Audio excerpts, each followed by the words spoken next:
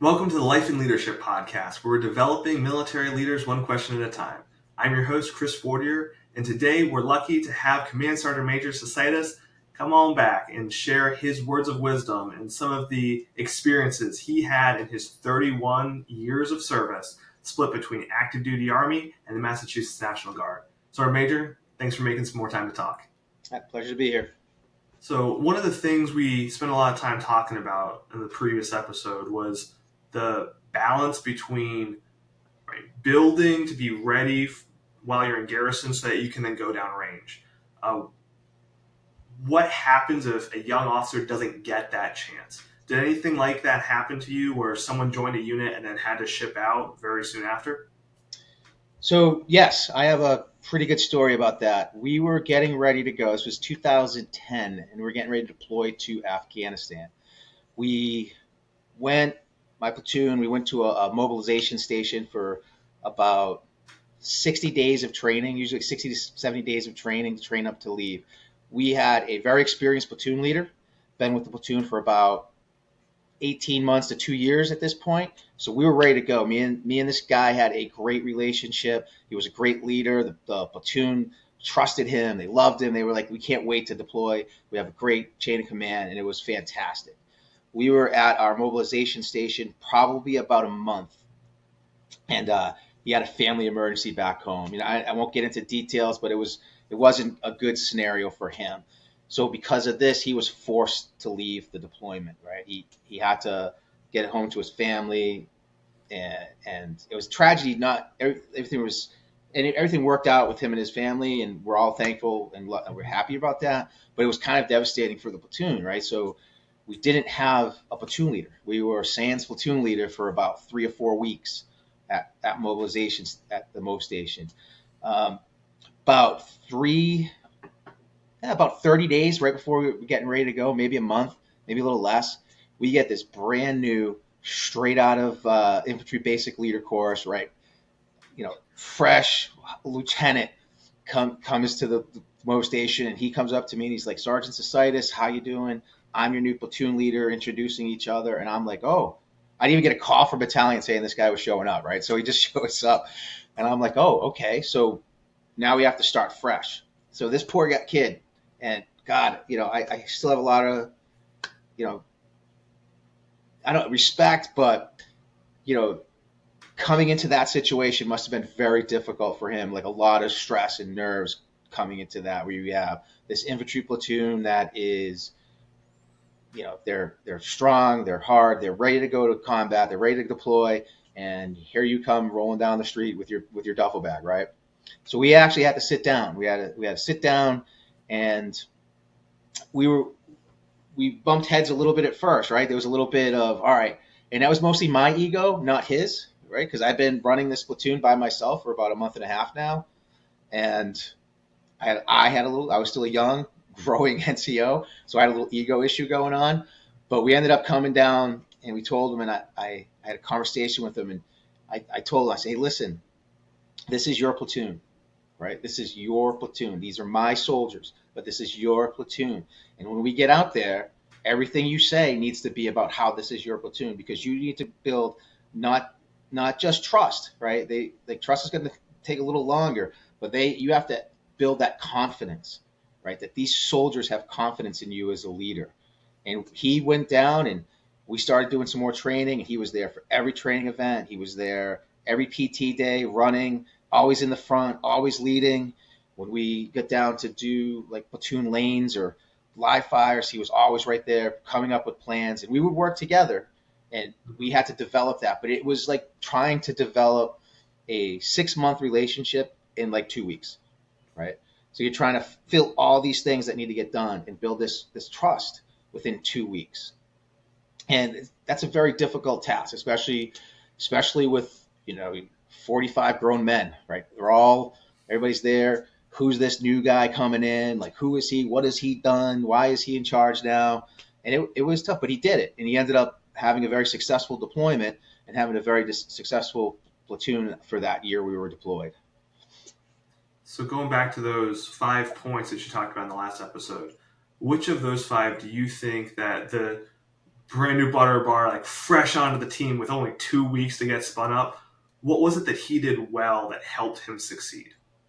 So his strengths were his respect, right? So he respected me. He respected his squad leaders. He took what we had for advice, and he used it.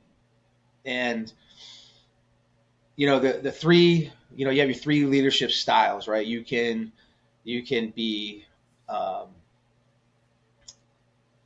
so you can be like an authoritarianism, like autocratic authoritarian, like what my way or the highway. You can be more democratic, where you get the advice of your enlisted personnel and the people that work for you to try to figure out what's going on.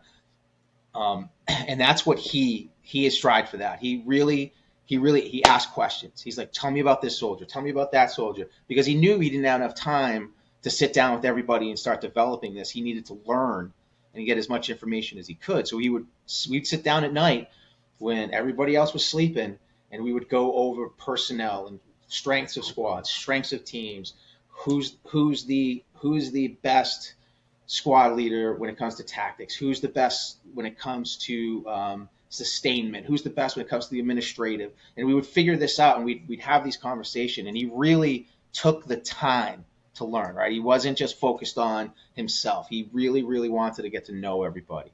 And I think that's what his biggest strength was, coming in such last minute time.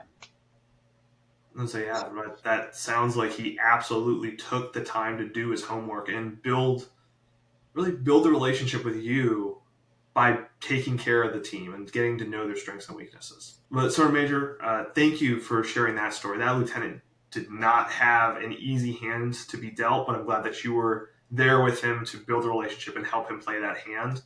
Um, were there any other situations over your 31 years in uniform where a young officer, whether that's a lieutenant or even a young captain up at the company, just really impressed you? Well, honestly, I have a bunch. I have met some great, fantastic young officers in my career that I'm proud to have served with and proud to have had that time to get to know. But a couple really stand out for me. It's crazy to say this. One of them was a chaplain. I had a young lieutenant chaplain. I don't even think he was officially a chaplain yet, because they have that schooling time where they're a training chaplain. I honestly, this was my first time dealing with them, but this guy was so in touch with everything that the battalion was doing, and he was always out. And when we went to JRTC down in Louisiana, the Joint Readiness Training Center, which is a nightmare if you've ever been there, this young lieutenant took the time to travel to each individual company, to each individual platoon. He got to know every aspect of the organization, as well as all the personnel in it. And I swear, I would walk with this young lieutenant. I've been in this position for probably, I don't know, maybe a year. And I take that back. I was a first sergeant, not a command. This is when I was a first sergeant, not a command sergeant major. But yeah, maybe a year where I was in that position, and he knew everybody. Like, he knew every soldier in my company. He'd walk around, he'd talk to people, and he knew about their lives. He knew about where they were from, where they had families. I don't know how he did it. Like, to this day, I don't know how he was able to manage all that information. And he basically just took the time to get to know everybody in the company, everybody in the battalion. And he was one of the best examples of getting to know the people that work with you, right? That was one of my favorite things I came out with that guy. I still talk to him today, right? We still talk to each other. I still maintain a relationship with him, because he was such a great human being. No, and it's the power of building those relationships is that they can stand the test of time. The one clarifying question for you, so right, chaplain. Normally when you hear that, you think religion. Yes. Could you just quickly explain what exactly is a chaplain doing in the military? Is it like only standing up on giving a Sunday sermon? Oh, no. They are the part of the battalion commander special staff, right? They have a huge hand in developing plans with the battalion commander. So the battalion commander, they keep him morally straight, right? So they're the commander's moral guidance, right? They're there. The chaplains also spend a lot of time working with the individual soldiers, dealing with not only spiritual or religious areas, but everything, right? If you're having marital problems or if you're having financial problems, the chaplain services are great for all of those issues. They really take at least this chaplain really took the time to dig deep into the battalion and just all those ancillary things that are on the outside that as leaders we don't tend to think about. We don't tend to think about like little Johnny over there not being able to make his car payments or Susie having troubles at the marriage at home. Like we tend to not focus on that as much as we probably should or can really. There's really not a lot of time to do all that. But the chaplains are really good at getting into those outside areas that sometimes escape our peripheral. So thinking back to your story, right? What impact did you see on overall unit readiness by having that one chaplain who was down in the trenches, getting engaged, taking care of people? It's a morale thing, 100% morale. Like morale went up when this guy was around. You could just see it in people's faces when they were kind of miserable. He came around, people would smile, right? They knew he would come with a joke, or they knew that he would. They knew he cared, right? They knew he actually cared about them, and it was just a great morale boost for everybody. Every time this young lieutenant came, I think he was a first lieutenant. So every time he came around, yeah, it was just nice to have. He was just a good dude. So, Major, you talked your first story about the lieutenant getting dropped into a bad situation and having to battle through some adversity. Have you ever seen that happen to a captain up at the company level? I have. So I was a first sergeant in infantry company, and we had just lost a soldier to an OD, right? We had a soldier OD, and literally, I think 2 days before this happened, we got a brand new company commander, straight from battalion, straight. He worked in the operations shop, and he came straight in to be the company commander. And on his third day, we lost a soldier. This company commander didn't know him, never met him, had no idea who this kid was, but he had to really dig down to figure out, what was the issues? Like, why did this happen? Why did this soldier astray, right? Why did this soldier go astray, get into drugs, OD? How did he manage that program? And he took a really good time. And this goes back to that communication and getting to know people aspect of it, to really sit down with both his platoon leaders, his platoon sergeants, XO, like all the senior leadership in the company to figure out what is going on and what we need to do. And he really took the time. He brought a company that was, this kid wasn't just, it was a shock to everybody, right? He was a really well-liked soldier. He was a good soldier. He was never like in trouble doing bad things. It was like a shock. We were all like, how did this happen? How did we not see it? And he had to build that company back up from this loss to being able to operate and be able to perform their duties. And he did it with such, I think the word grace is kind of underused, but he had such charisma and grace, and he really took the time to understand the problem set that we had. And then me and him together had to develop a plan to try to get back on track and get everybody back on track. And I never seen anybody work so hard to try to understand something they knew nothing about. He would bring out, he was reading books about addiction and like how do we deal with the aftermath. And I'm in his office and I'm looking on his desk. I'm like, are you reading that? And he's like, yeah, I'm just trying to figure out what to do next. And it was honest. It was great to see a captain who's not a young leader, right? This guy had a couple combat deployments already. He wasn't new to the trade, but to take that, the humanity, the human aspect of it, and really try to dig in deep to find the roots of these problems. And we ended up bouncing back, becoming one of the top companies in the battalion. And it was strictly because of this officer, this captain. He was hands and feet above everybody else that I've ever, as a company commander, that I've ever worked with. He was one of the most professional, intelligent, charismatic, who's the most intelligent, most charismatic leaders I've ever worked for, and he truly cared about everybody, and he turned that unit that was kind of crumbling, and he built it back up, I think, even stronger than it was prior to any of these incidences. I'm also hearing a lot of humility, right?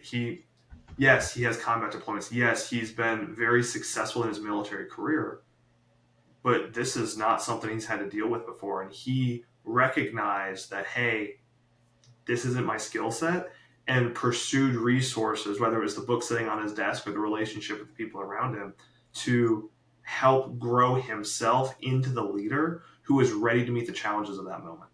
Yeah, 100%. Like, as far as company commanders go, if you come in and I know you don't know, but if he has great knowledge of ADP 3-0, Army operations, like, you should, like, that's your job. Like, you should know that. Like, no one's going to be impressed by that. Like, at least I'm not. I'm not going to be impressed with the fact that you're a company commander and you know your job. Like, that's the minimum, right? That's the minimum. This officer, this captain, and I think he's actually a colonel now, but he took the time, right? That little self-reflections, like, I know all this stuff, all this tactical, everything going on that I'm supposed to be doing, but it's the personal aspect of leading people, right? Because that's our job, is leading people. We're not moving machines through combat. We have actual human beings that we have to lead. So, Major, I just want to thank you again for taking the time to come back on and have these conversations, right? The vulnerability of opening up to some things in your past and talking through that so that the next generation can have access to your perspective and learn from what you've gone through. I just genuinely thank you for your time. No problem, Chris. And as I've always thought, like, it is our job as stewards of our profession to move the ball forward and make sure that the new generation has more knowledge and more things to work off of than we did prior to them. So it's my pleasure to be here. Thank you. Hey, thanks for watching the video. Hope you enjoyed it. Please like, comment, and share, or just check out one of our other interviews. You can also visit our website via the link below to submit your questions so you can participate in the next interview.